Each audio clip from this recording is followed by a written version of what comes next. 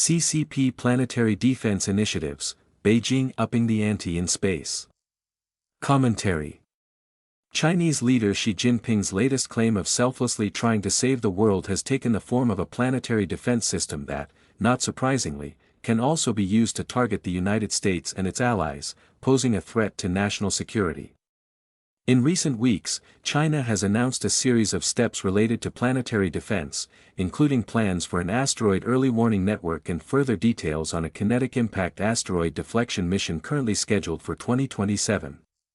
These build on a longer track record. China joined the United Nations' International Asteroid Warning Network in 2018, named planetary defense an official policy priority in its 2021 Space White Paper, and established the Deep Space Exploration Laboratory in 2022 under Wu Weiren, chief designer of China's lunar exploration program. Beijing's motivations extend beyond the low statistical probability of an asteroid strike.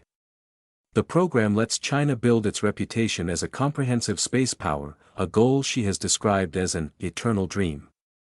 It also fits a broader pattern in Xi's rhetoric. In a 2017 speech at the UN office in Geneva, transcribed by Xinhua, she called on the world to join China in building a community of shared future for mankind, framing China's role as a benevolent steward acting on behalf of humanity rather than in pursuit of its own strategic interests.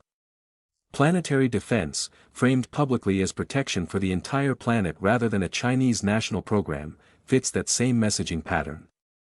The program is also tied directly to military-civil fusion. In 2017, she called for integrated military-civilian development across sea, space, cyberspace, biology, and energy, and in 2020, Beijing identified space infrastructure as a fusion platform. In April 2024, the People's Liberation Army dissolved its Strategic Support Force and created the Aerospace Force as an independent arm responsible for military space operations. Its Beidou satellite navigation system, originally military, was later exported commercially, setting a precedent for how planetary defense technology could similarly be dual-purposed. This assessment that Beijing views space as a domain of national rivalry is echoed by retired U.S. Air Force Major General Thomas Taverney, former Vice Commander of Air Force Space Command, who wrote that China has fused economic development, industrial policy, and military modernization into a single strategy through its doctrine of military-civil fusion, directing commercial research, universities, and state-owned enterprises toward defense objectives. He argues that space, alongside cyber, artificial intelligence, missile defense, and drone warfare, is now a domain where conflicts could begin long before conventional combat starts. The dual-use nature of China's asteroid mission is at the project's core. China's plan pairs a kinetic impactor spacecraft with a second spacecraft that monitors the strike at close range. The kinetic impactor is built to strike a small, fast-moving target with enough precision to alter its trajectory. That precision strike capability presents the identical engineering challenge as building a weapon that rams into and destroys or disables a satellite. The second spacecraft's job is to fly close to the impact and track it in real time. That close-range monitoring technique is the equivalent skill needed to approach, shadow, and monitor another country's satellite in orbit, including U.S. military and intelligence satellites. In other words, the mission tests two capabilities at once: a strike system that can double as an anti-satellite weapon, and a tracking system that can serve as a means of surveilling adversary satellites. The space ground monitoring network that China has described as its early warning system compounds the concern. A sensor constellation built to detect, track, and calculate the orbit of small, faint, fast-moving asteroids is functionally the same architecture needed to locate and target adversary satellites.